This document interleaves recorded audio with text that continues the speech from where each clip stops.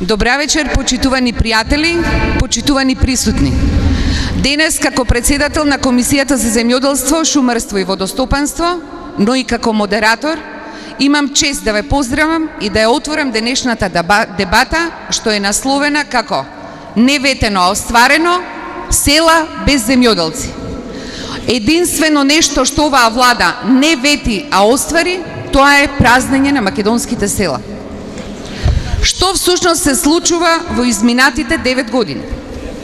Оваа влада во името на дарежливоста, магичните пари, така наречени субвенции, со години наназад, што ги нема за секој чесен земјоделец, ги осиромаши земјоделците и го уништи земјоделството.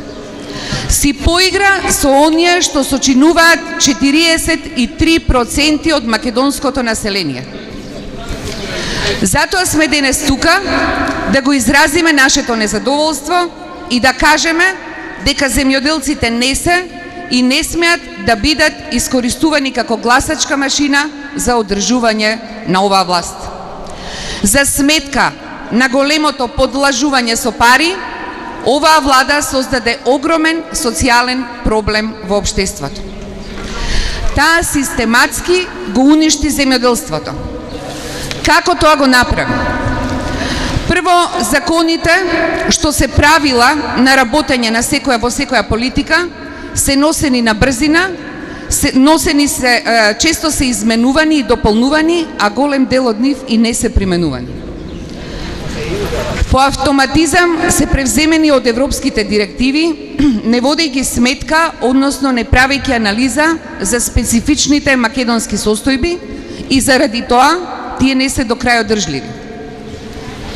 Затоа е создадена, како резултат на целата оваа погрешна и неприменлива законска регулатива, затоа е создадена нестабилна земјоделска политика и неплански развој во земјоделството. Како резултат пак на овие лоши политики произведени од лошата законска регулатива, секоја година се намалуваат или се напуштаат по 7500 хектари обработливо земјиште. Земјоделството се одвива на раситнето земјоделско земјиште и раситнувањето продолжува и понатаму. Земјоделското земјиште со закон се претвара во градежно и трајно се губи просторот за производство на храна. Земјоделската механизација е во голем дел амортизирана, односно застарена, а дополнително е и недоволна. Во последните 5 години цените на репроматеријалите за земјоделското производство се тројно зголемени. Под нив се подразбира семе за сеидба, пестициди, односно заштитни средства, ѓубрива, амбалажа, нафта за земјоделска механизација и друго. Прехранбената индустрија е нерентабилна и неконкурентна.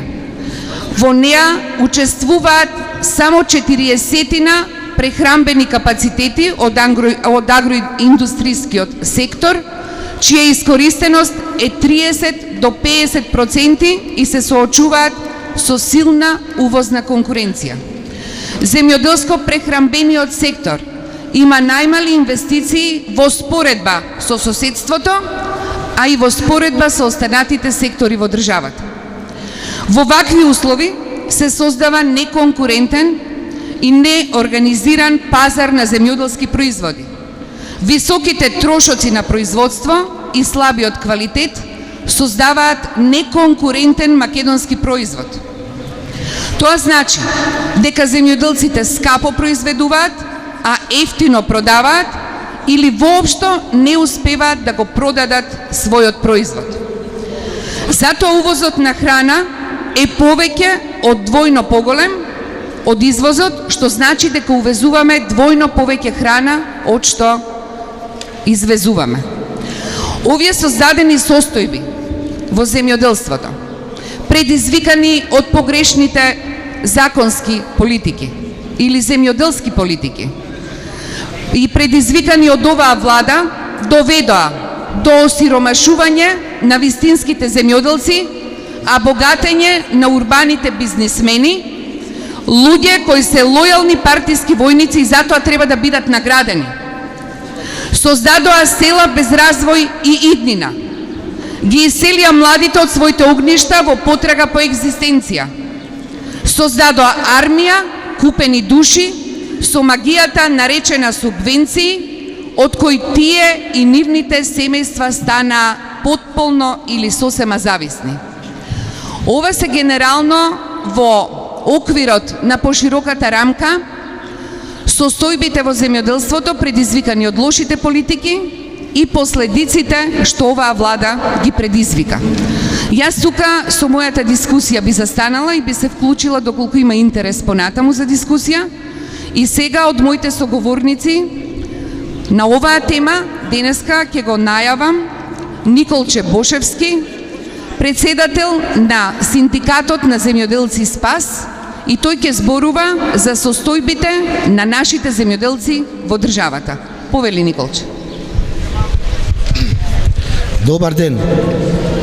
Како прво, сакам да се обратам за земјоделието во ова наша состојба што ни се случува.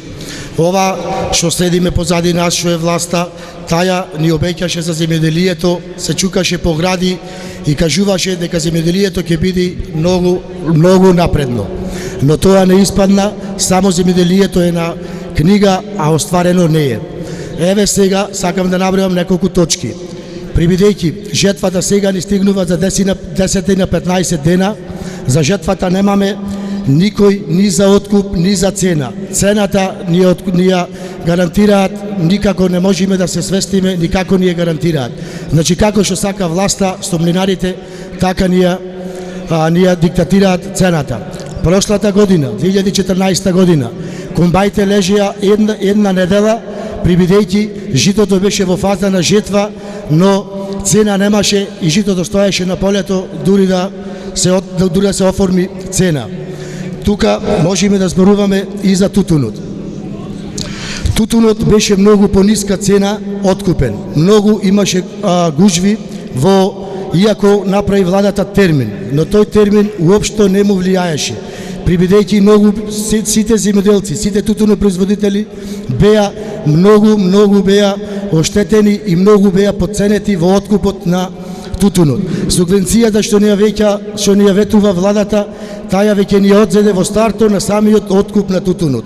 Прибидејќи тутунот требаше да се откупува 180-190 денари, тутунот ни дојде 90-100 денари, иако владата најави просечна цена од 127 денари. Влегуваме во фаза на млекото. Млекото секој месец од 18 до 19 денари што беше, сега падна на 15 денари. Млекото уопшто не е платено и самите земјоделци не може да се справат и иди ништење на самата стока. Стоката е многу уништена во фаза што не може да издржат и самите земјоделци. Што се однесува до ИПАРК програмата 50-50. Останавме со многу стара меканизација, иако сакавме да учествуваме за нова меканизација, тоа не ни го овозможи владата. Прибидејќи многу привилегии ни бараше, ова не ви е доставено, она не ви е доставено, земјоделци што прв пат ги гледаме, успеа да земат нова меканизација, старите земјоделци успеа да работат со истата стара меканизација што е поседуваат, привидејќи партиски сето се определуваше во самото земјоделство. Тука сакам да кажам и во други гранки на земјоделието, не опфаќа само ова, затоа накратко, тука спаѓа сите гранки во земјоделието, компир, пипер, све живо, домат, све е катастрофа, све е уништено.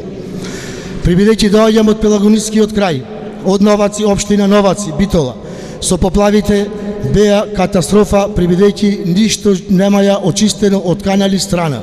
Ако беа каналите очистени, немаше да дојдеме до ова катастрофа. Земјоделието ни е пропаднато во Пелагонија. Од самите поплави, од самото све што се десе, нема ништо подобрено. Еве и фаза, завршија поплавите, исто останаја каналите како што стојат, само излегваа на медиуми и изборуваат дека ќе се очистат, а кога не кажуваат. Цела влада слезе во општина Новаци, само да се слика и си замина пак во Скопје. Ви благодарам.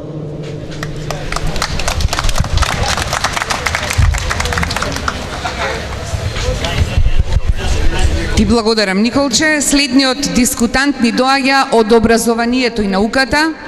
Тоа е Маријан Кипријановски, професор од Факултетот за земјоделски науки и храна во Скопје. Тој ќе ни објасни како и колку вистински стасуваат субвенциите до земјоделците. Повели, Маријан. Благодарам. Јас доаѓам од образованието и науката, меѓутоа многу често сум присутен на теренот, па повеќе ќе зборувам и од аспект на состојбата на теренот, а помалку од образованието. Субвенционирањето последниве неколку години стана синоним за македонското земјоделско производство или знак на равенство субвенции и земјоделие, тоа беше едноставно исто. Дали ова субвенционирање има некој ефект? Ќе видиме низ некои бројки, односно најнапред да видиме колку од овие декларирани или програмирани средства од страна на владата се издвоени, односно програмирани, колку се исплатени на земјоделците. Морам да користам некои бројки, бидејќи другачие не можеме да ја искажеме состојбата. Планирани средства за последниве 6 години, 2008-2013, за 14-15 немаме податоци, затоа не можеме да зборуваме. 650 милиони евра се планирани за издвојување по мерката директни плаќања. Меѓутоа, колку се исплатени? Исплатени се 490 милиони евра. Фалат неисплатени средства 160 милиони евра. За последниве 6 години, значи од 2008 до 2013 година, и ако ги тука ставиме 2014 година, кои што средства планирани околу 100 милиона евра, а исплатени се многу помалку, односно не знаеме колку, бидејќи немаме податоци, вкупно владата не е исплатила на земјоделството планирани средства ставени во буџетот околу 200 милиони евра за последниве 7 години. Прашање сега, каде се тие 200 милиони евра? Кои што биле наменети за земјоделците, ставени во буџетот, а земјоделците не ги добијат тие средства. Каде се? Дали некој знае? Може би дел од тие средства има овој стиропорски или гипсен барок позади нас, може би во лавовите на мостот, може би во галиите на река на Вардар или на некое друго место. Никој не знае, но земјоделците тие пари не ги добија. Од вкупно, ако ги гледаме бројките, само 75% се исплатени од планираните средства. 25% едноставно ги нема никаде.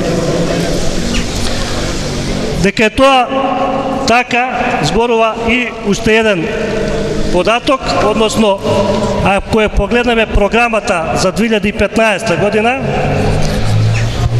ќе видиме дека не е многу конзистентна програмата, бидејќи се менува речиси секој месец. До сега оваа програма е смената 4 пати. Ќе коментирам само последната измена. Директни плаќања во растително производство на 30 декември 2014 година биле предвидени 3 милиарди, сега се намалени на милиарда и 500 милиони евра. Или во сточарско производство од 2 милиарди и 100 милиона денари, сега се по најновата измена само 80 милиони евра. 80 милиони денари се извинувам. Или пренесени обврски, кои ќе видите програмата, колку се пренесени обврски од претходните години, ќе видите дека од вкупните средства кои што се наменети за оваа мерка, 102 милиони планирани за 2015 година, меѓутоа од пренесените обврски од минатите години земаат некаде околу 70 милиони евра, а за оваа година, за 2015 година, остануваат само помалку 36 милиони евра. Значи, сега не се издвојуваат 100 милиони евра, како што ги кажуваат по медиумите, него за 2015 година се наменети само помалку 36 милиони евра.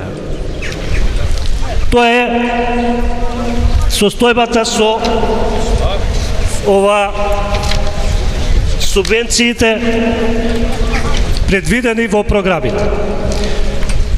Субвенциите велат постојано дека се некакви инвестиции, вложување во земјоделското производство и би требало да е така. Меѓутоа, дали е така, може да се видат низ бројки каков е ефектот на инвестирањето. Или дали овие инвестиции се на вистинско место, во вистинска насока вложени. Низ неколку бројки. Учество на земјоделството во бруто домачен производ. 2005 година, кога имаше субвенции многу малку, 12,7%, 2012 година 10,8%. Постојано се намалува учеството на земјоделството во бруто домашниот производ. Учество во вкупната вработеност 19,5% 2005 година, 17,3% 2012 година.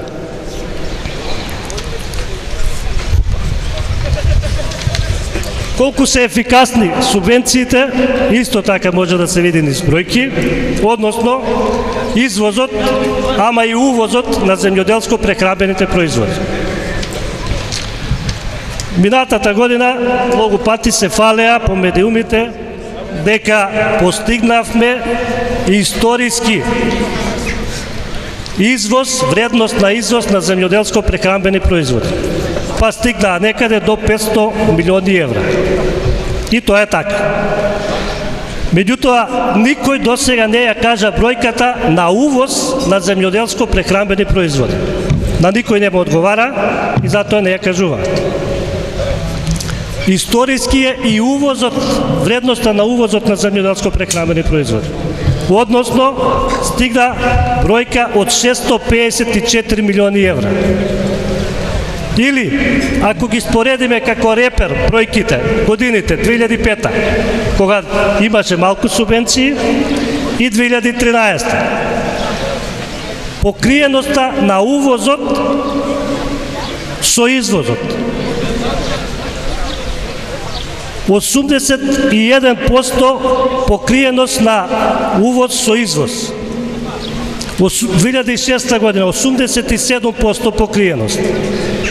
2012 година помалку од 70% покриеност на извоз со увоз. 2013 година 77% само. Или, ако и погледнеме линиите на трендот на зголемување на извоз и увоз, се зголемуваат двете линии, имат нагорен тренд, меѓутоа со многу побрза динамика се зголемува увозот од извозот. Односно, разликата помеѓу увозот и извозот постојано се зголемува. Така да, последниве години стигна 2012 година разлика од 200 милиони евра. 2013 150 милиони евра. А 2005 година, кога немаше субвенции, разликата била само 65 милиони евра. Тоа е ефектот на субвенциите во извозот.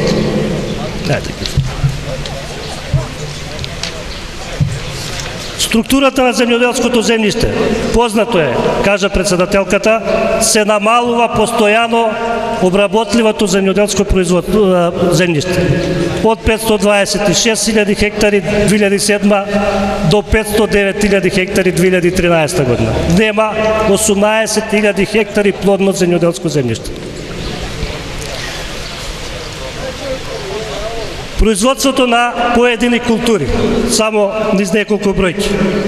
Пченица, 2006 година 99.000 хектари засејана и ожнејана, 2014 година 77.000 хектари.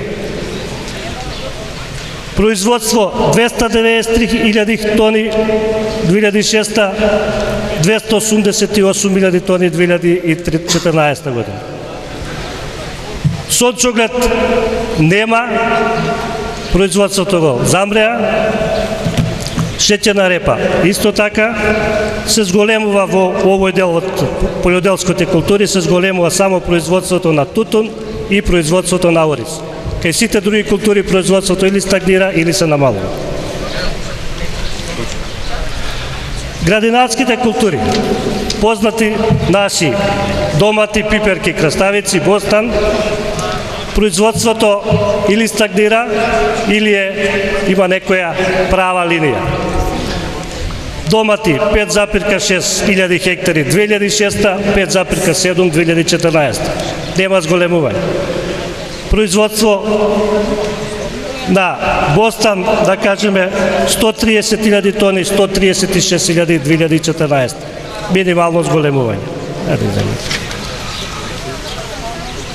Фуражни култури, основа за сточачко производство.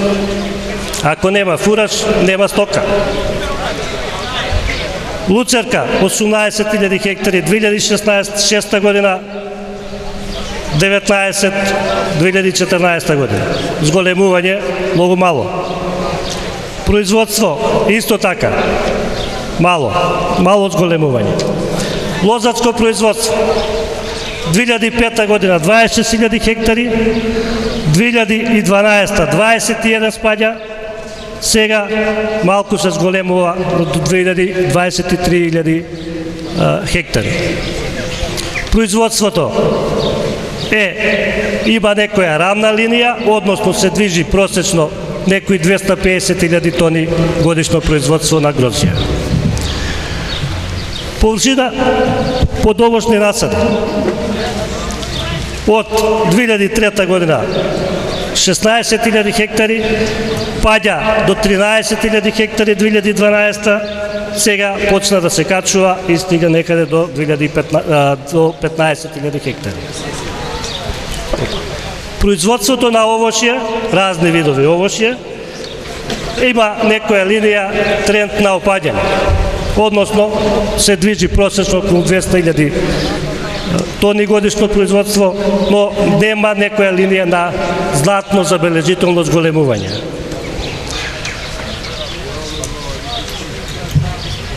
За долгогодишните насади постоја порано мерка за исплата за подигнати површини, за подигнати нови насади на нови површини.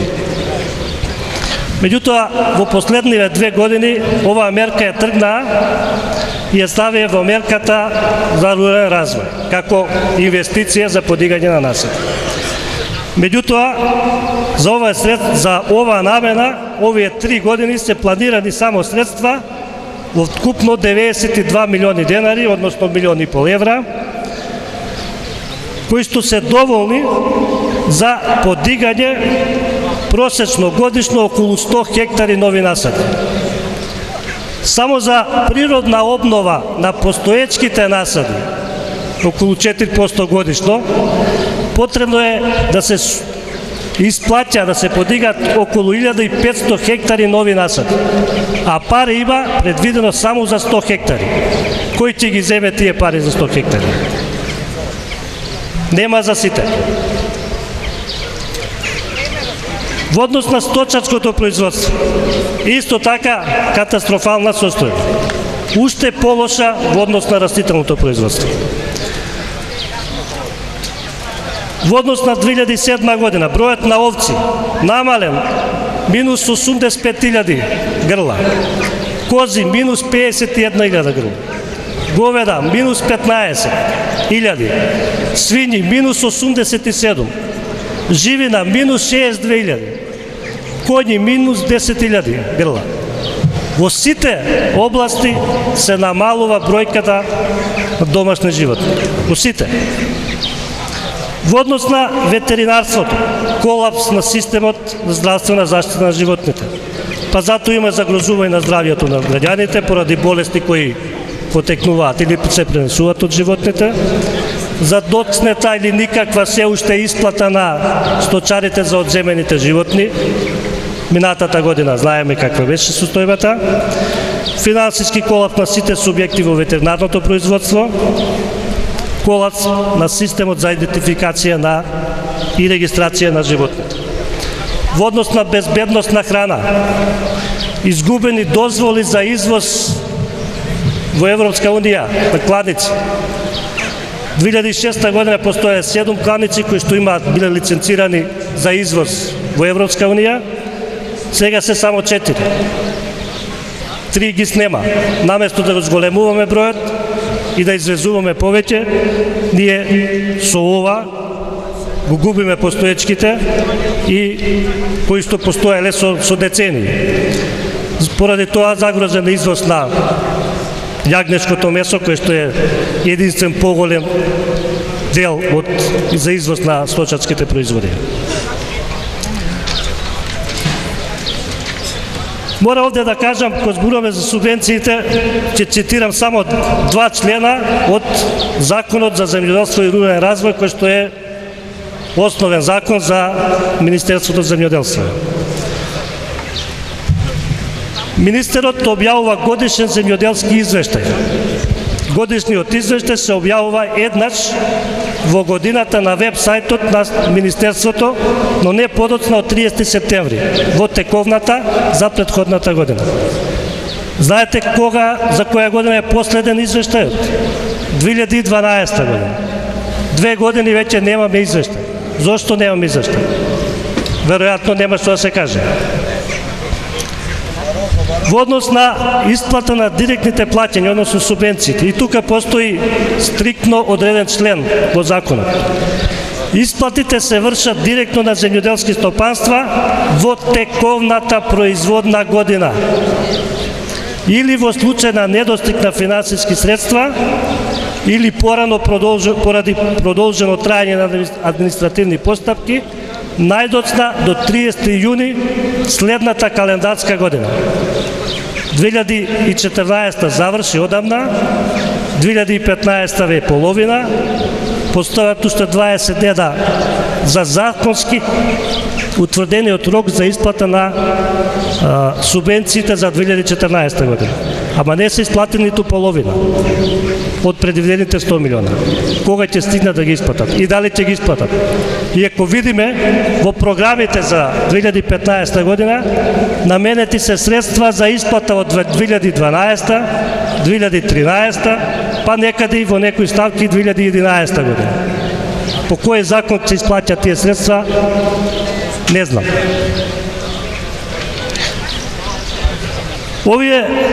Ваквата состојба со субвенциите, дојдовме до некои, може да се видат некои наводи и констатации.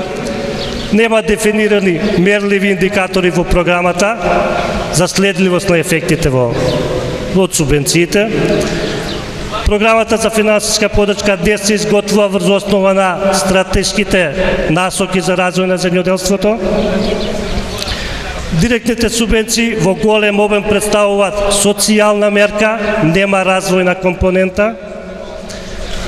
Неконзистентност на мерките во програмите е толку голема, што дури и за време на тековната година по неколку пати се прават измени, ребаланс на сумите, префрлање од една ставка во друга ставка и често наменски и точно определена компанија. Ако ја видите третата измена оваа година, зошто е направена, уште не е напишана само фирмата која што треба да ги добие парите. Веќе 4-ти пат реков, за 5 месеци 4 пати се менува програмата за финансиска подршка. Ова укажува на отсуство на стратешки план и правилна ориентација за подршка на земјоделството и се прашуваме сега кој може да планира некаква активност во земјоделското производство, а таа да биде и финансиски поддржана, ако практично секој месец се менуваат програмите. Само ќе кажам една бројка, една ставка помош во сточарски сектор, предвидени средства 30 декември 2014 10 милиони евра, 10 милиони денари, со последната измена е ставено само 100.000 денари. 100 пати намалени предвидените средства. Што ќе се направи, која е таа мерка што ќе се исплати со 100.000 денари? Подршка преку субвенции не е насочена кон создавање на поволна деловна клима и подобрување на конкурентноста на земјоделското производство. Не се издвојуваат доволно финансиски средства за подобрување на пристапот на македонските компании на традиционалните извозни пазари, уште помалку за изнаоѓање на нови пазари за стратешките производи. Нема планиран процес на субвенционирање во однос на земјоделската сезона, односно нема календар на субвенционирање. Оваа мерка ја предложивме ние минатите избори, таа ни ја украдела, меѓутоа не ја применуваат. Односно, ако ја видите програмата, ќе прочитате дека таму пишува ќе почне исплата на некоја мерка од тогаш и тогаш. Ама кога ќе заврши е битно, не е битно кога ќе почне. Нема изработен приоритет на сектори во земјоделството кои имат потенцијал за зголемување на извозот или замена на увозот. Не постои дефинирање на стратешки култури и конкретни мерки за нивна подршка. Во сегашните програми, ако ги погледнете, се субвенционира се и се што. По желба. Па така ќе видите програма за субвенционира Полжан, Аронија, Годжи Бери. Знаете што е Годжи Бери? Многу луѓе не знаат што е. Ореви, Паулонија, Ноеви, Просо, Сирак, Чинчили. Што е тоа? Какво е значење на овие култури или животни за македонското земјоделско производство? Се субвенционира практично по желба. Може би имаме сега нови култури насадени из Македонија, палби, до година може би ќе се субвенционира и производство на урмија. После 9-годишно владење, очигледно е дека политиката на субвенционирање, која се практикува, предизвикува спротивен ефект во целокупното земјоделско производство. Ваквите поразителни податоци ни даваат за право да кажеме дека постои системска мана во програмите за субвенционирање, која води до уништување на македонското земјоделство. И уште еден податок, бројот на корисници на мерките за финансиска поддршка е околу 100.000 земјоделски стопанства, од вкупно 192.000. Значи половината земат субвенции, половина не земат. Еве, благодарам.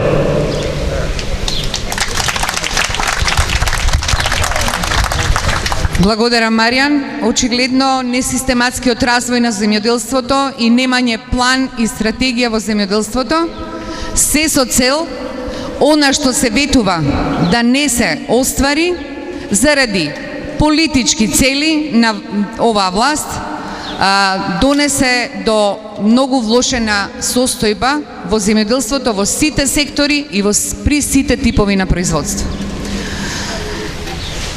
Тоа го покажуваат бројките и програмите, значи ако некој е повеќе заинтересиран и ако навлезе во проблематиката, ќе види многу лесно дека се она што се ветува е далеку од исполнување и реализација. Сега го поканувам и Трајан Динковски, земјоделец кој има искуство со парите наменети за рурален развој.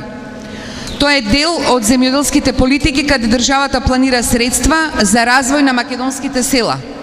Овие средства влегуваат во програмата за индиректни плаќања, директните плаќања се субвенциите, меѓутоа ресорното министерство планира и овде еден добар буџет кој што исто така го манипулира и дел од тие средства, добар дел од тие средства и не се исплаќаат. И сега дали е тоа така, повели Трајан ни објасни што се случува со овие пари и каков е нивниот ефект. Благодарам, добар ден и од мене. Убаво кажавте, планира, ама не дава. Тоа би било еден заклучок уште пред да почнеме, но ајде да тргнеме поред. Ако разговараме за рурален развој, ќе се обидам прво да видиме што би ни логички би биле да кажеме дека тоа е спротивно од урбан развој, но дали така, бидејќи во урбаниот развој ќе гледаме секој ден што се случува, но што се случува во руралните предели. Или да кажеме што е тоа рурално. Има различито значење, но и се користи во различити контексти. Оно што прво би не асоцирало на рурално дека е нешто оддалечено, дека е сиромашно или економско неразвиено, зависно од земјоделство, демографски замира, слабо развиена инфраструктура и секако на крај би оставиле дека е идилично и средено. Но ако кажеме да бараме дефиниција дали може да најдеме што е рурален развој, тешко. Значи, за рурален развој нема интегриран и сеопфатен развој на руралните средини, кој е важно за диверзификација на руралната економија, бидејќи токму диверзификацијата на руралната економија е клучна причина и е предуслов за демографска стабилизација, што е основа за обезбедување на одржливост на сите компоненти во развојот. Одржливоста е клучниот елемент на процесот на развојот за добро балансирање на потребата за развој на општеството, економијата и животната средина, што доведува до постојан и континуиран развој. Крајната цел е јасно дефиниран развоен пат што ќе не доведе до економски, социјални и политички промени, со цел да се подобри квалитетот на животот на сите граѓани кои живеат во руралните средини. Значи, нема договорена дефиниција за рурален развој, но под рурален развој треба да разбереме како да се подобри квалитетот на животот. За да се направи сето ова, централните влади планираат мерки како тоа да го подобрат. Да видиме сега, колку и да ќе напомнам бројки, кои би само ни давале слика за да дојдеме до состојба да направиме еден заклучок, кој што како обични граѓани многу е битно крајниот ефект, бидејќи парите што идат од буџетот се токму од граѓаните, јавните пари. Сега, ако зборуваме за буџет, по дефиниција е нешто планирано, но на нас ни се сервира завршено, што е многу различито. И затоа кога они зборуваат за буџет, кај нив тоа е веќе завршена работа, но во реалноста ќе видиме дека разликата и тоа како е голема. Во руралната програма која малтене близко со директните плаќања, тогаш и се носи оваа годишна програма, се споменуваат повеќе мерки. Но чисто ќе споменеме само неколку за да видиме како тоа го планираат руралниот развој. Има мерка 1.2.1 која вели инвестиции за модернизација на земјоделски стопанства. Во последните 3 години некаде се движи од 3 до 5 милиони евра што планирани ставки. Но што е ставено во последната година, и од тука почнува она што би требало да не загрижува, нормално ако не ни е чудно, дека од овие планирани 5 милиони евра кои се во програмата за 2015, 4 милиони евра се планирани за 2013, а само 1 милион планиран за 15-та. Сега кога само едно до објаснување, значи кој може би дека спомнавме во директните плаќања аплицираат земјоделски стопанства, во програмата за рурален развој аплицираат општините и некои можат јавни предпријатија, институции и слично. Во најголем дел, значи некаде околу 80% од парите аплицираат токму локалните самоуправи. Ако зборуваме за мерката 1.2.4 вели инвестиции во инфраструктура за развој на земјоделство, шумарство и водостопанство, во 2015 година планираат 10 милиони евра.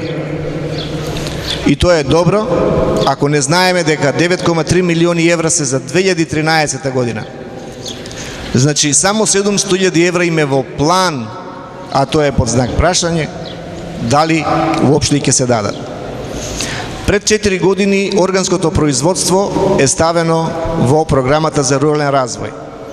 Но ќе го искористам за да увидиме преку факти кои што они ги објавуваат, инаку само како еден податок, Министерството за земјоделство секоја година мора да издава годишен извештај.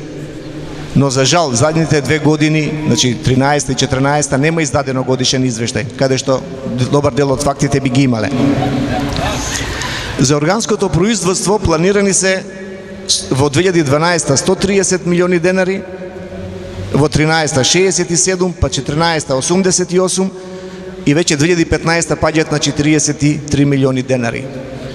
Овде може да видиме дека за 3 години 3 пати го намалиле износот.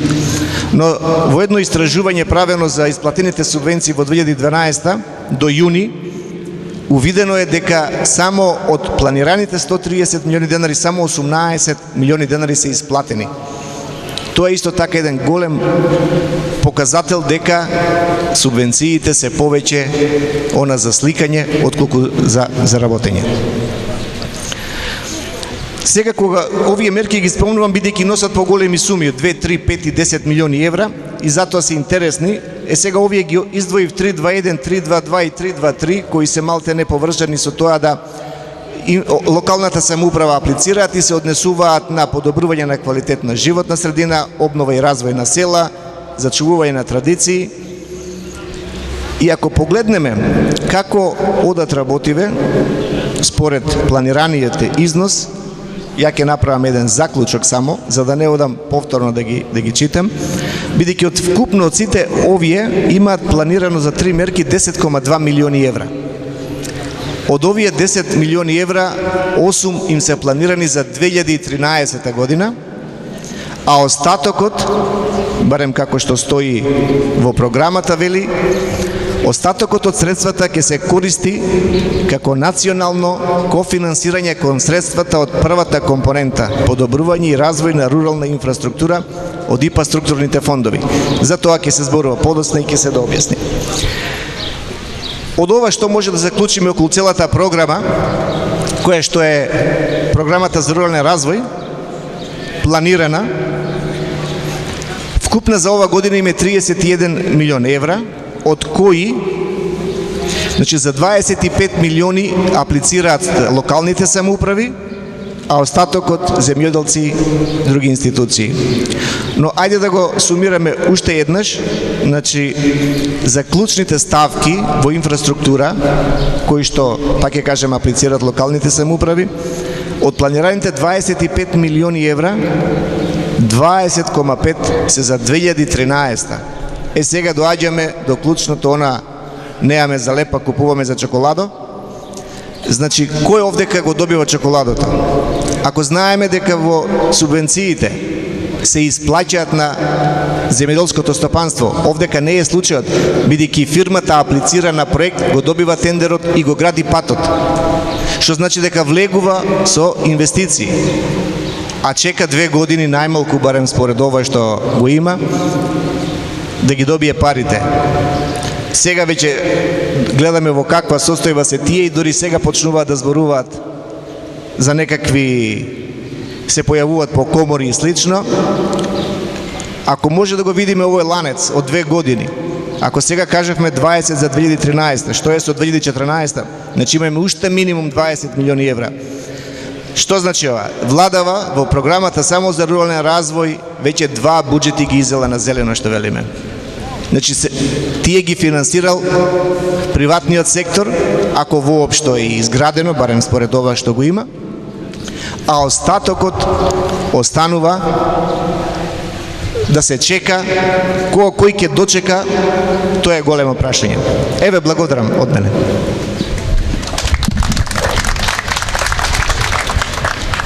Ти благодарам, Трајан. Од излагањата и на Маријан и на Трајан можеме да видиме дека бројот на апликанти за субвенции кон земјоделците, пари наменети, се намалува и од 100.000, од 190 зимаат 100, а оваа година бројот на апликанти изнесува 70.000, што значи дека самите земјоделци веќе се откажуваат од субвенциите. И ако тргнете по селата македонски, земјоделците едно единствено сложно кажуваат, а тоа е: не ни ги давајте субвенциите, откупете ни ги производите. Тоа е битен излезот за земјоделецот, е битен. Како да дојде, да си ги врати, да си ги оплоди своите пари.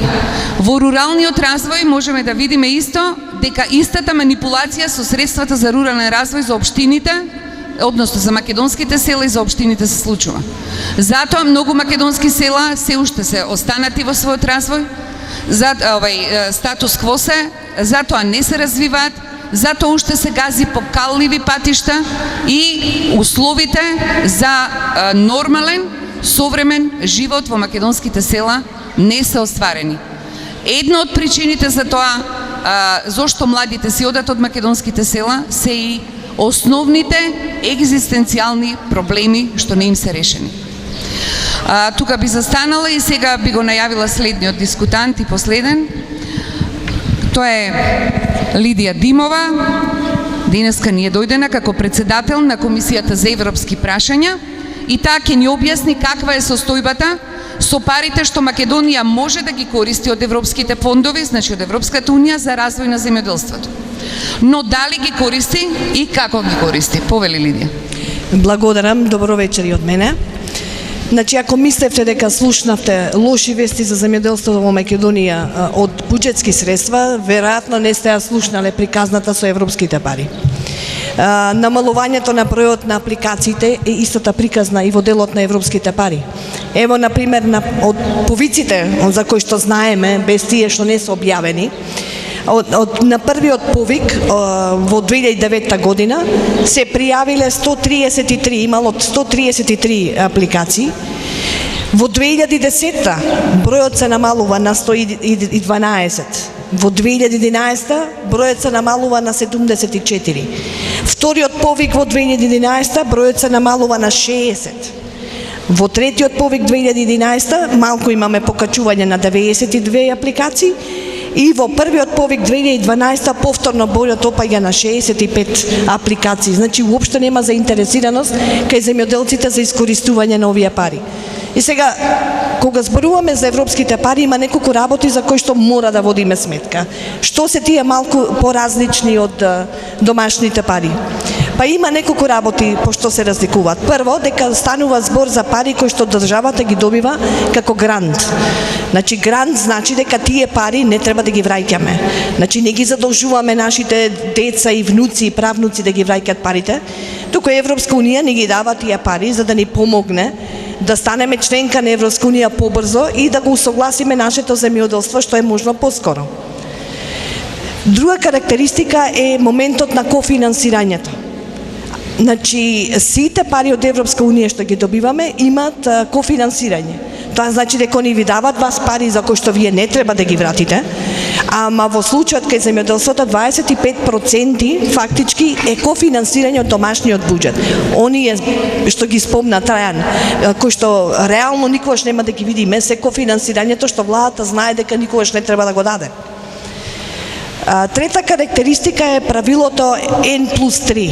N се мисли годината на склучување на договорот. И тоа значи дека вие добивате средства, ако ги добивате, например, во 2013, договорот ако ви 2013, до 2016 вие веќе треба да со тие пари да имате веќе да се во постапка на расчистување. Во спротивно, парите се враќаат во европскиот буџет. Институтот пренамена или ребаланс не постои во Европска унија.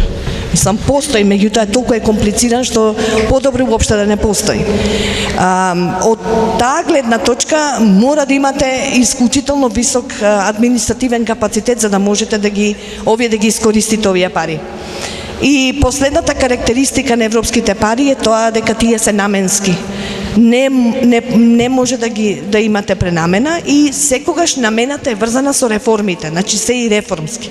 И во случајот кај Македонија е прилично лесно. Македонија има од периодот 2007 до 2013 87,5 милиони евра на располагање во делот на земјоделски, на рурален развој, оној познатиот фамозен ИПАРД што сите го зборуваме. И сега што од тие пари се искористени? Прво, овие пари се наменети за 3 едноставни цели кои што се практично и со нашите цели поврзани со нашето земјоделство. И тие се едноставни. Првата цел за која што треба да се искористат парите е подобра пазарна ефикасност и спроведување на ЕУ стандардите. Едноставно. Втората цел е подготвителни активности, спроведување на мерки за заштита на земјоделската средина и трета е развој на рурална економија. Значи тие се за овие 3 работи да ги постигнеме добиваме 87,5 милиони евра од ЕУ. Са прашањето како ги спомена Трајан, значи преку мерки.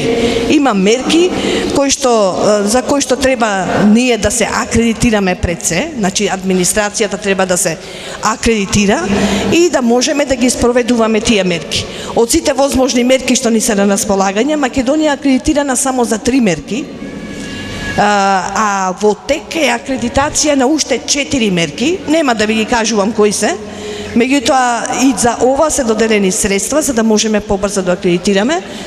И нашата трагедија е во тоа што практично во нашето планирање ние започнуваме процеси на акредитација на мерки и во моментот кога ќе добиеме акредитацијата ќе ги изгубиме парите, затоа што веќе ќе помине N+3 правилото и ги враќаме повторно европските пари назад. Исто така имаме уште 2 мерки кои што веќе од сега се знае дека тие мерки одат во ИПА 2, во двојката, бидејќи очигледно е дека нема подготвеност во администрацијата за да може да се спроведат овие 2 други дополнителни мерки. И сега, ако ова се знае, да видиме од прилика кај се парите и колку пари има Македонија искористено. Значи, првите 2 години се направи оперативната програма, се правеа мерките, значи еден куп имаш административна работа. И за време на овие 2 години се абсорбираа средствата, бидејќи беа малку предвидени согласно планираното.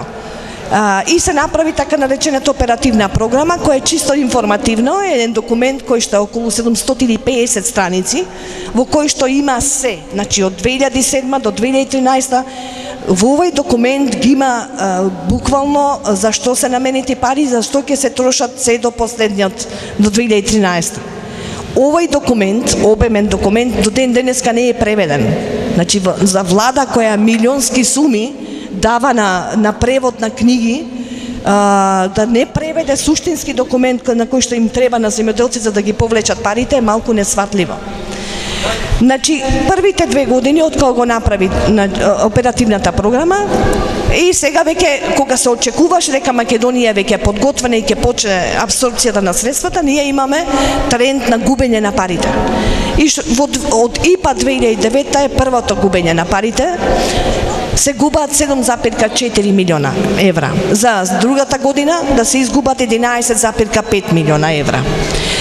Откако Европската комисија, согледувајќи ја состојбата, свати дека упорно ќе се губат парите и се разбира и до некаде и таа е виновна што доведе до оваа ситуација, сваќа дека мора нешто да се превземе и што прават? Практично земат 18 милиони евра од ИПА во 2012 година, земат 18.000 евра и од рурален развој, практично од земјоделците, помош за земјоделството, ги префрлуваат во првата компонента, каде што се градат институции и ги дават на Светска банка за да ги работи на име грантови за општините. Тоа значи дека ги земат од земјоделците и ги дават на општините.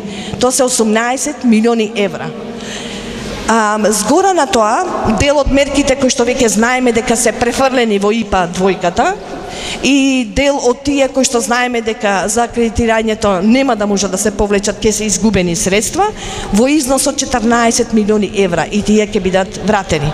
И сега, ако се тоа го соберете, од вкупно 87,5 милиони евра, колку што Македонија има на располагање во ИПАРДот, значи во ова компонента, 50,9 милиони папаламаца отидоа назад во европскиот буџет, земјоделците веќе нема да ги гледат. Тоа значи дека остануваме со 36,6 милиони евра, меѓутоа се уште е рано. Се уште сме со тенденција на губење на пари и примената на правилото N+3. Сега, за да добиете малку подобра представа колку е искористено од овие 87,5 милиона, она што го има ова влада искористено е, верували или не, 4 милиони евра. Ништо повеќе од тоа. Што значи дека владата можеби е deal oriented кога станува збор за буџетски пари и за крадење, ама кога станува збор за европски пари, заборава што е deal oriented.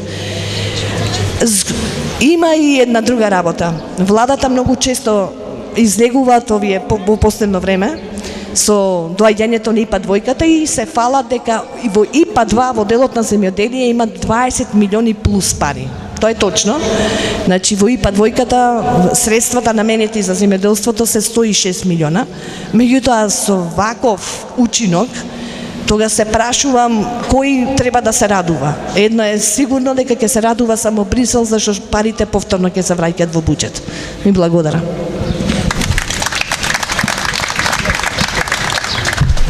Ти благодарам, Лидија.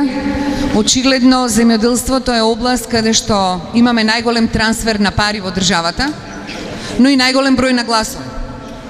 Гласачката машинерија се сакаше да се создаде од земјоделците.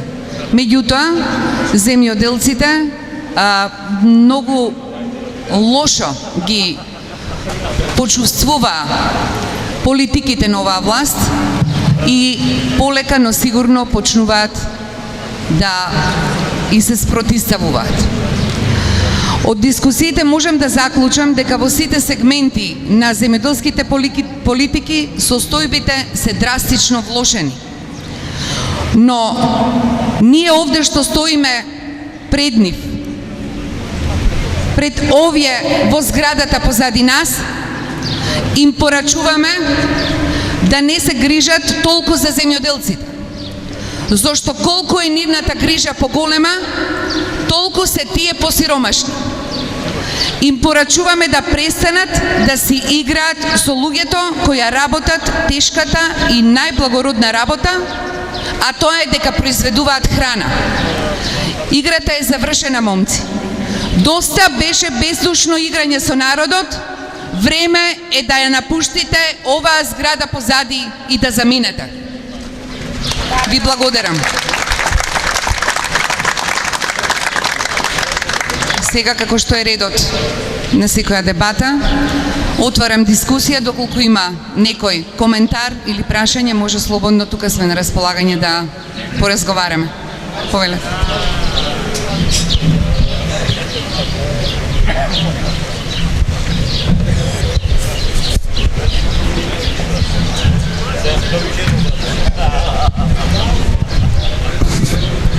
Јас сум Ипо Сејфула, доаѓам од село Долно Количани, 19 км тука. Јаготки на сите пазари низ градот беа Долно Количани. Праските исто. Само еден податок ќе кажам, дека последни 2-3 години Долно Количани купува јаготки од пазарчињата. Праски, да не зборувам, преку 200.000 дрвца на праски имаше, тешко да се најдат 200 до 300 дрвца. Колку е напредно земјоделието за овие 6-7 години, самите граѓани можете да видите. Уште една работа за тутунот ќе прашам. Дали класите ќе се скинат, ќе останат прва, втора и трета класа, или ќе останат оние четврта и пета класа, кои им ги зимаат субвенциите на земјоделците? Ги намалија на 50-60 денари, со тоа им ги зимаат субвенциите на земјоделците. Благодарам.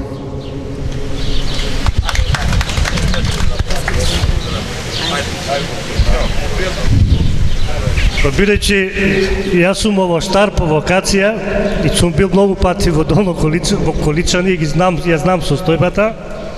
Пред 7-8 години одевме таму, работиме проекти по овоштарство.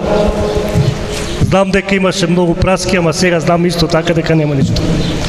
Нема затоа што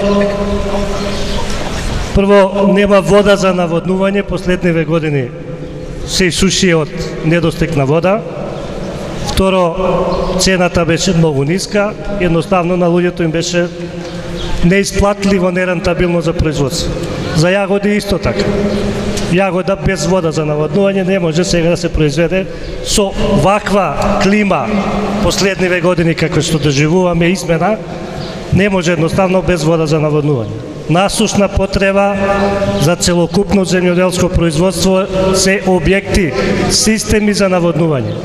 Без вода нема земјоделско производство. Во такви услови живееме, таква е климата кај нас, особено долгогодишни насади нема шанси без наводнување. Тоа значи дека без системи за наводнување никаква друга земјоделска политика нема да биде успешна. Прво тоа, а после друго може да разговараме. Благодарам.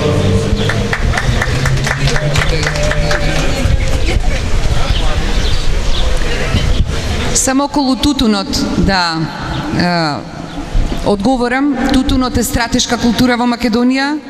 Многу земјоделци се занимаваат со тутунопроизводство, значи имаме многу голем број тутунопроизводители. Оваа година многу лошо поминаа тутунопроизводителите и покрај тоа што беше ветено дека цената на тутунот ќе биде повисока. Меѓутоа, идната влада треба да размислува како ќе ги обмисли или каква стратегија ќе направи околу тутунопроизводството. Извесно е дека треба некои работи да се изменат и дека треба тутунарите она што ќе им се вети да им биде дадено. Значи ветеното да им биде дадено. Оваа година навистина многу лошо помина. Тоа и ние го планираме како идна влада, меѓутоа околу трите класи се размислува сериозно колку класи да бидат и сметаме дека трите класи се една од добрите варијанти, меѓутоа да овие три класи да не бидат со многу голема финансиска разлика помеѓу себе. Благодарам.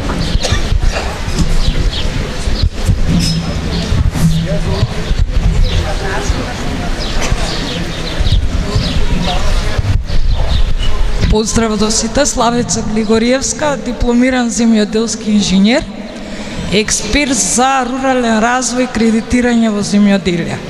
2 години невработена. Се понудив на владава како експерт за ИПАР средствата, ми рекоа дека има дефицитарен кадар и толку. Сега сум невработена. Сакам од вас како опозиција да добиам ветување дека таквите како мене нема да бидат невработени, затоа што мојата приказна е одговор не само зашто селата се празни, туку зашто и Македонија се празни. Толку од мене.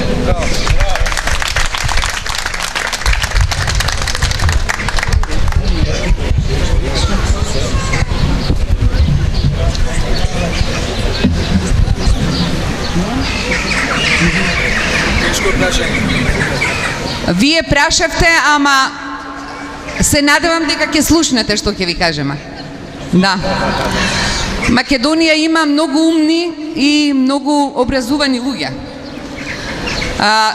Тие луѓе се надевам дека барем дел од нив ќе останат во државата и доколку ние бидеме утре влада, како опозиција сегашна, меѓутоа сега настапуваме овде во дебатава надпартиски, да речем, идната влада, за тоа ќе ви кажам, дека нашиот став сметаме дека треба сите овие образувани, квалификувани луѓе да ги постави на места на кои што тие ќе дадат свој максимум.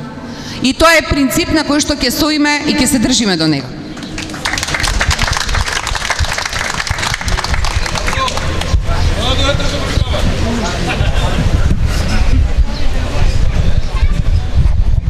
Добро вечер, ги поздравувам панелистите. Драго ми е што имаме луѓе што се стручни во областа. Ја како економист, значи надвор од оваа област, ризикувам да поставам прашања кои што ќе бидат попопуларни. Како новата влада ќе се одбрани од мешетарите како со брата Рој? Такви ќе не дојдат. Го дадовме овче полие, среќа што имаше банкарски гаранции, па земавме барем 3 милиони од банкарските гаранции. Истото се случува сега во Србија. Таму влегуваат големи месопроизводители, зимаат плодна земја во Војводина, луѓето од собственици на своје земјиште стануваат аргати и ќе се селат во градовите, значи одливот цело град ќе продолжува и понатаму. Нашите земјоделци, значи освен колешката што е високо стручна во областа на земјоделието, имаме и земјоделски кадар буквално од производство. Тие луѓе одат во Италија и собираат овошје. Значи, што ќе им се пружи на младите луѓе да останат на своите стопанства. Значи, се оставаат куќи, комбајни, трактори и се оди за аргатлък во странските земји. За важноста на земјоделието, јас се сеќавам од пред 40 години имаше зелени план. Сите панелисти знам дека се сеќаваат, знаат и за злоупотребите. Значи, контролните механизми ме интересираат, како ќе се прават.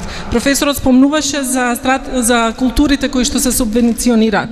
Значи, не може нас да ни е стратешка култура, полжави, што набројавте, ноеви, не знам, значи, тука некако, од муабети колоквијално, значи, слушам дека се дава субвенција на засадени лешници, вишни, дали се контролира после, дали тоа никнува, или само е да се засади, да се земе субвенција по оние критериуми што ги спомна господинот првиот, значи, дали тие се, после очекува плод, и да се плаќаат субвенции по предаден плод, како што е во цела Западна Европа. Ја мислам дека млекото им даваат субвенции од кој ќе се предаде млекото, од кој ќе се има резултат од тоа производство, а не само се засадиле леските и сега не знаеме дали втората година некој ги поливал, па постојат се уште.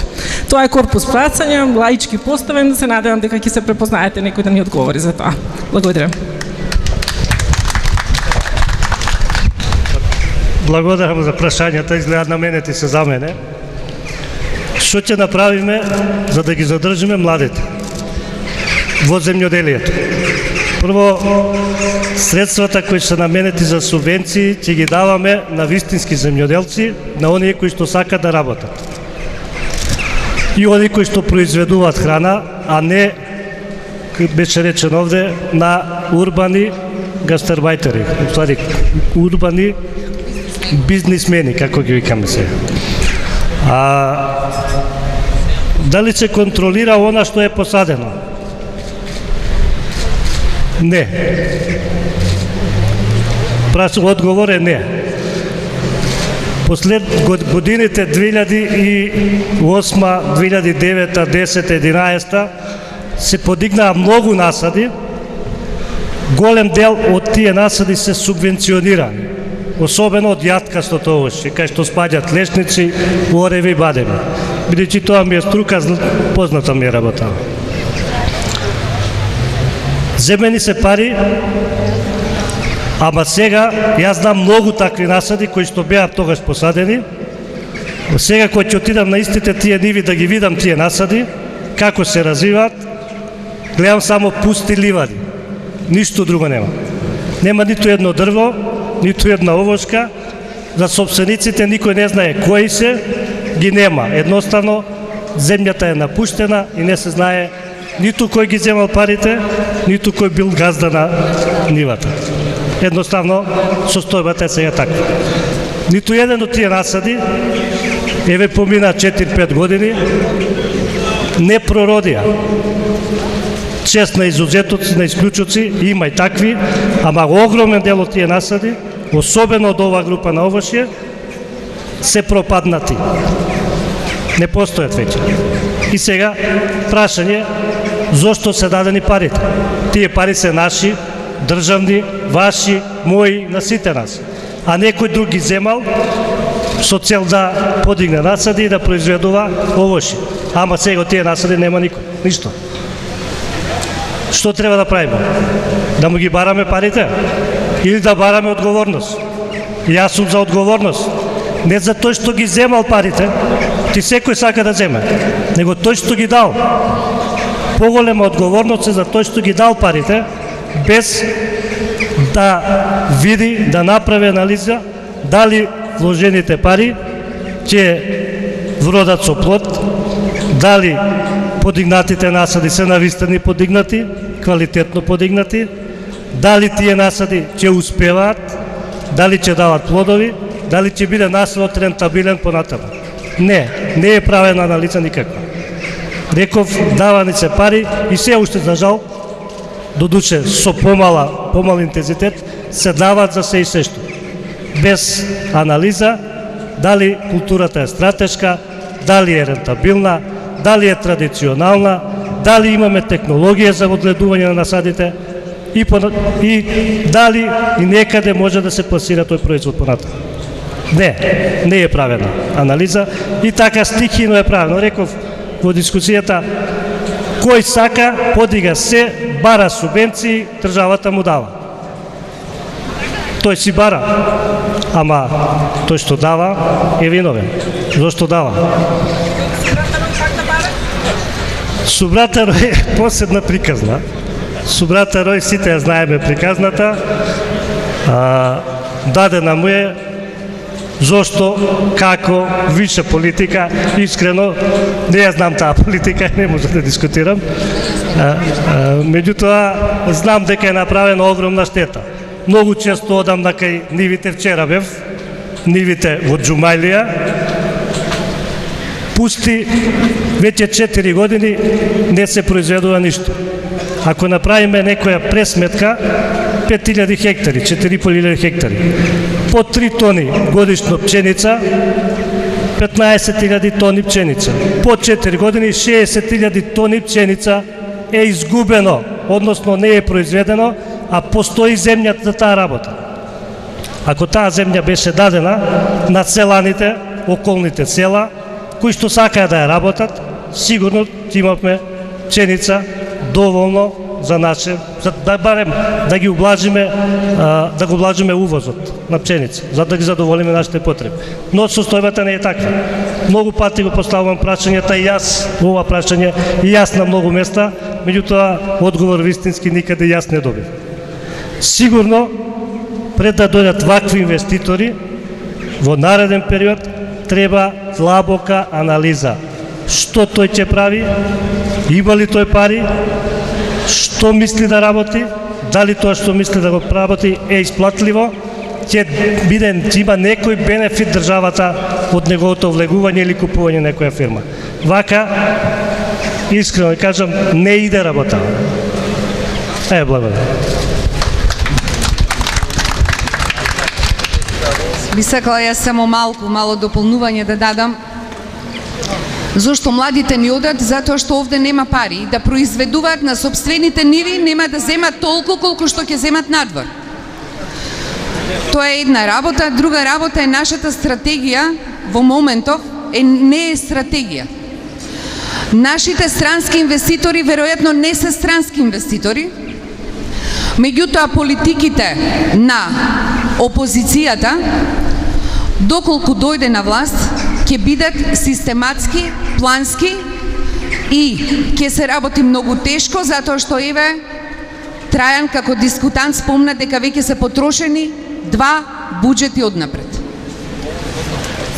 Состојбата ќе биде тешка, но со честна искрена работа мислам дека ќе мора нас ни обврска да ја сочуваме државата и да го спасиме системот, општествениот систем во неа.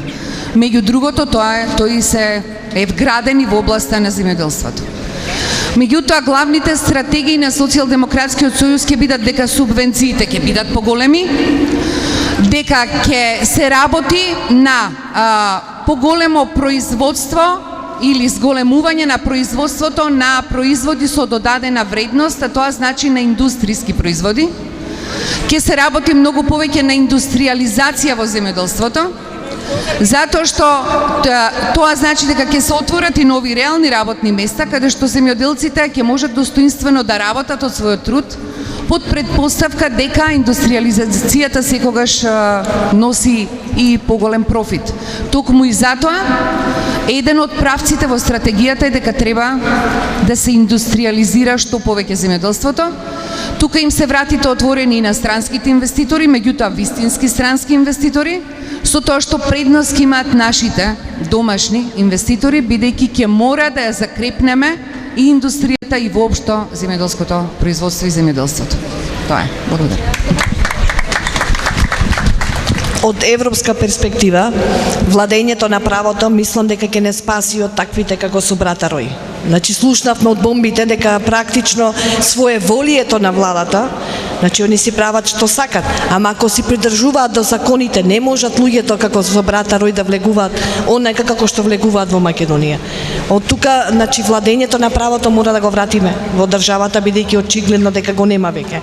И околу резултатите во земјоделството ги чувте сите бројки. Значи, субвенциите не се инструмент на оваа влада за развој на земјоделството. Тие се инструмент за корумпирање гласачи. И само така е функционално. И затоа нема резултати. А всушност има резултати. Добро ги корумпира гласачите. Тоа е. Знаете, сами Полска, баш кога преговараше на земјоделието. Значи, договарјата таму најмногу се задржува. 60 милиона пољаци, значи тоа ли беше грешкава, како каза ни треба. Би сакала само да ве информирам дека во земјоделството абсорбира или е ресурс на околу 200.000 луѓе што се занимаваат со него. Тоа е многу голем гласачки ресурс и токму тој е еден од трите гласачки машинери во општеството. Покрај земјоделците тука се пензионерите и тука е администрацијата. И тука е големата игра со гласовите. А исто така голема, но манипулативна игра со парите во земјоделството. Тие се пренасочуваат на друго место, можеби никогаш и не доаѓаат во земјоделскиот буџет, но секогаш се прикажуваат и оваа влада се фали со нив. Тоа е само гола, чиста фалба, како што е во многу други области во македонското општество. Значи 200.000 имате гласови или гласачи што влегуваат во системот на земјоделските политики. Така и беше ласка година ги пуштија вториот месец пред изборите, а оваа година сега пуштија.